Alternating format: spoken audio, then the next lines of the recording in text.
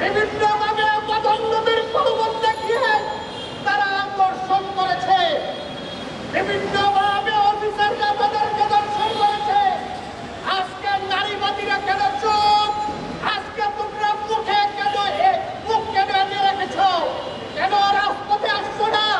আজকে তোমাদের কারণে প্রত্যেকটি দেশের সর্ব জায়গায় দর্শন শুরু হয়েছে। তোমরা চুপ আছো, মুখ আগিয়ে এঁকে দিয়েছ।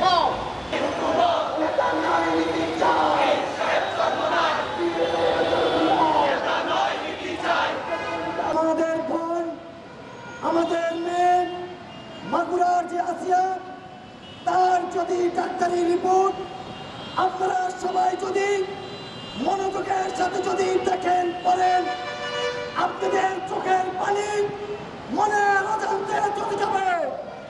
আমার সেই বোন, আমার সেই মেয়ের লজ্জাস্থানকে প্লেট দিয়ে কেটে তারপরে সেই নর পশুরা আমার সেই বোনকে নির্যাতন করে, আমরা অনতিবিলম্বে এই নর পশুকে রমজানের মধ্যেই ফাঁসির কাস্টে ঝুলানোর জন্য দাবি জানাচ্ছি।